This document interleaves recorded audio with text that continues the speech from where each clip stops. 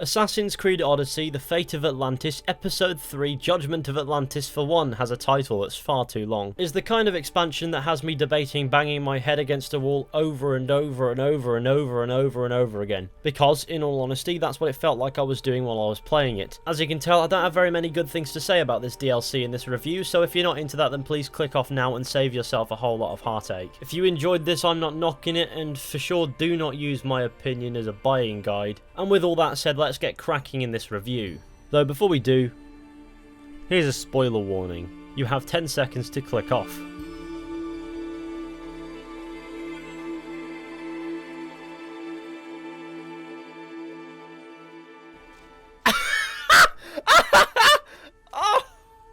Oh no!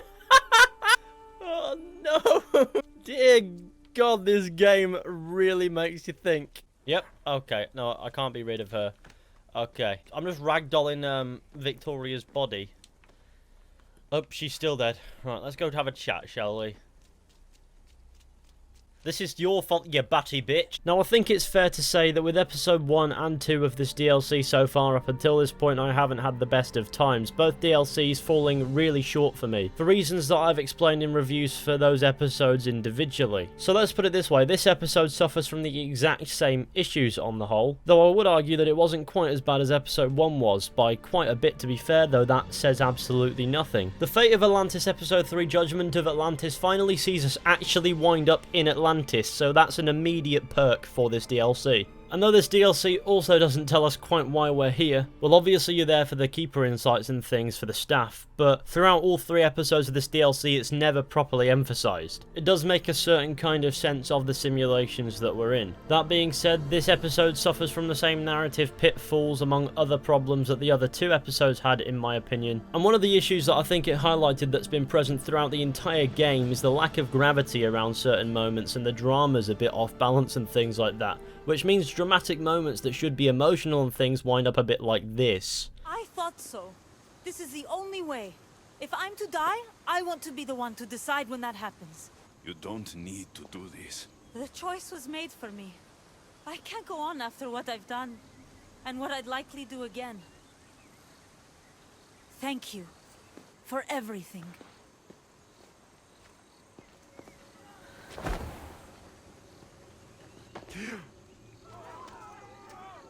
Gotta admit, that was pretty funny. I think they were going for a very infamous tally scene from Mass Effect 3.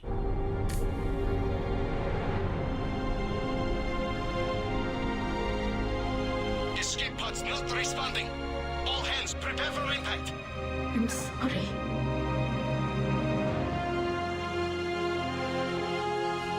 Tally, no! Not gonna lie, I laughed at that one too. But on the one hand, you've got the avoidable suicide of a character that you've known and loved for 3 whole games, who winds up topping herself because your actions wipe out her people. And then you've got the Assassin's Creed Odyssey version in which some random woman that you met 5 minutes ago turns out to be a werewolf, and she then decides to top herself depending on what you say. Throw in the arguably poor animations and the voice acting that this game has, and suddenly you've got yourself a comedy scene as opposed to the dramatic scene that you were going for. Now, it's not fair to compare the characters that are in these scenes, however, the pulling off of the scene itself is what's important. The scenes are very similar, except one does it sort of well, the other one just doesn't.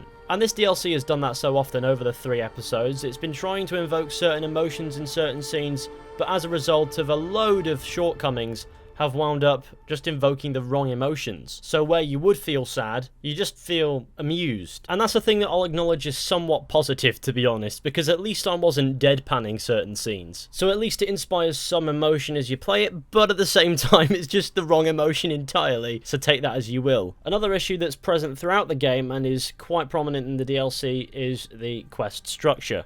Put it this way, in the main game and side content and all the DLCs so far, I mean, I'd imagine this last DLC's a wrap, right? Well, essentially all you've been doing is fetch quests. You're essentially a god here, and yet the game makes you feel like a glorified errand boy. And there's go here, do this, go here, do that, go there, do this, rescue this person, kill this person, etc, etc. These checklist quest objectives that you see all the time in this game, and especially in the DLCs. This is what I would consider to be non-content. It's filler, which is fine unto itself as long as there's good stuff around the corner. But with this game, sometimes that's the case, other times it's just not.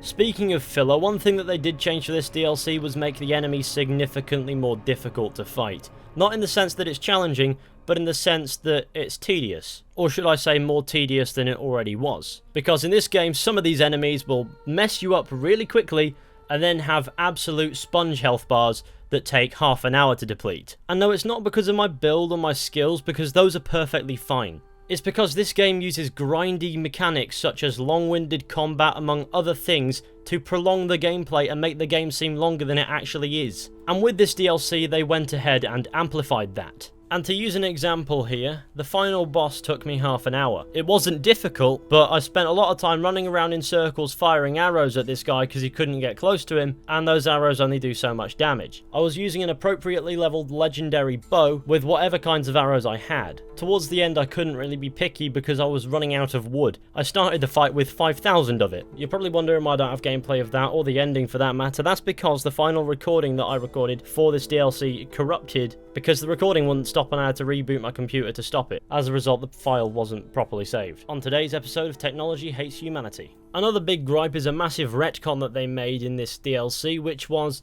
that the sixth sense that the Isu had but humans don't have is knowledge. Now I know what you could use in an argument in response to that, which is this certain moment from Assassin's Creed Brotherhood. You with 5 senses, us with 6. The one we kept from you, to be safe. Now you can never know, only try. Grasp. You can see, smell, taste, touch, hear. Knowledge has been locked away.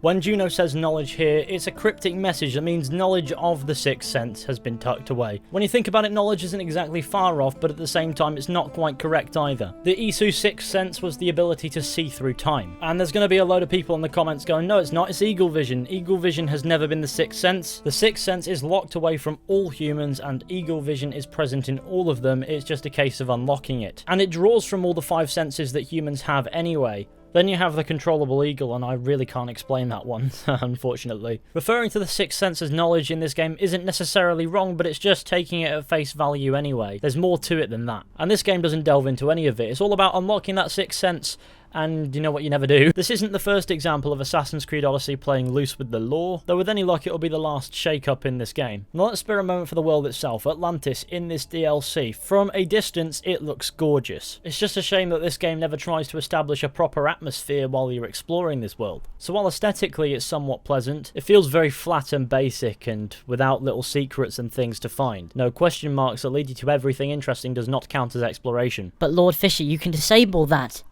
Yeah, but that disables the quest markers too. And that's agony.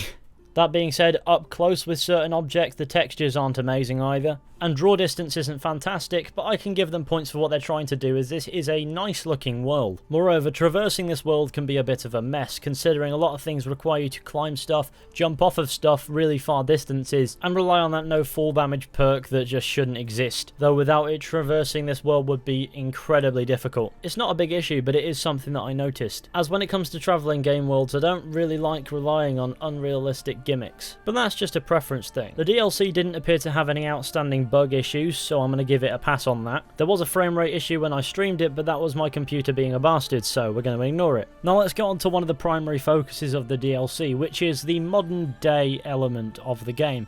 Now, just like in part 1 and part 2, the modern day shows up at the start and the end and nowhere in the middle. I knew it was going to go amazingly the moment I saw Victoria's corpse doing a floppy starfish, but the modern day in this episode to me further proved that Layla is just annoying. Shall I pick out an example? I know I wasn't gone long in the Animus, but I couldn't wait. I've been thinking about whether or not I should let you continue, and I have my answer, but I'm afraid you won't like it. Don't tell me I can't go into the 3rd simulation. I'm sorry, Layla. I made a miscalculation, and I factored you in when it was a mistake to do so. I see that clearly now. It's time for you to leave Atlantis. You can't do this. Not now! I've seen Elysium and the Underworld. You can't take that away! If I'd known this reality would go the direction it did, you wouldn't have seen any of it. You're too human. Your DNA has succumbed to the corrupting nature of the staff. Listen, I know the bleeding effect is real, and accessing Deimos' memory did affect me. But I've studied Isu artifacts. This is the last stage of my trials. When it's over, my DNA will be able to overcome the staff's control. Perhaps. But you won't see that through. My simulations are closed to you. I didn't want to play this card, but I will. I built this Animus. I know the tech. It doesn't matter whether or not you want me in the simulation. You really think your rudimentary understanding of our technology would allow you to break in? As the Greeks would say, that's your hubris talking. All I know is this. We can do this together, or I do this alone. Don't let us become enemies. Even if I were to let you in, your doctor is dead. If I could take that back, I would. But I can't. And I have to keep going. From her calculations, your body wouldn't be able to withstand the simulations. My body is fine. The staff kept Alexios alive for thousands of years. I've got a protection guarantee. Your mind is a different story altogether. You don't have the sense to see its degradation.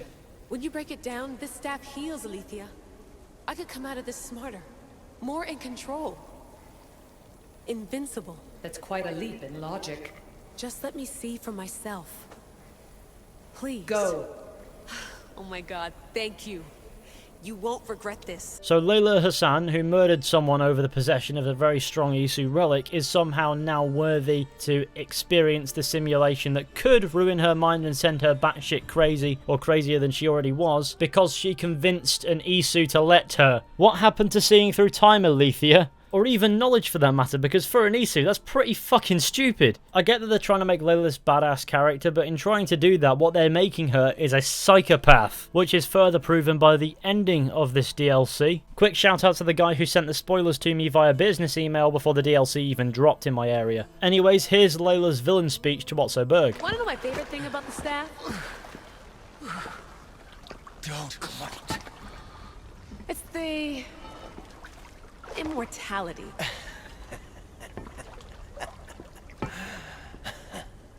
Petty to the end. The thing is, Mr. Berg, I don't care if you live or die. You just gotta get out of my way. Face it. Templar's lost.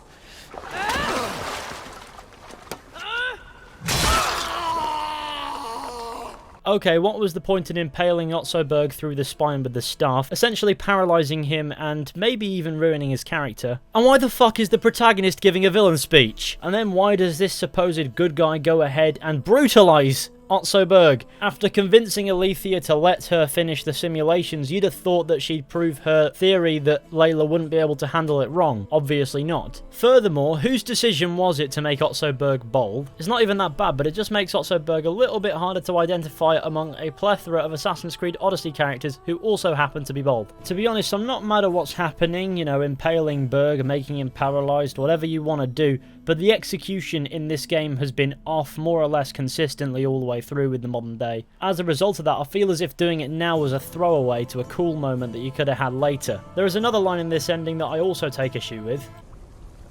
Abstergo are murderers. Hang on a minute. It's not worth it! This is for your own... And you're nothing but their killing machine. A righteous claim. And what of the Sigma team I dispatched earlier to find you? You killed them. She also killed Victoria, which is a stronger contradiction to call out. Look, I saw your files in the Abstergo database. I know about Alina. If you knew what the staff could do for her... Don't say a word about her. Then forget it! I was trying to compromise. No compromising. The artifact is coming with me. You had no right to do what you did to Deanna. You should have come after me! You're always next on the list. I'll check you off today.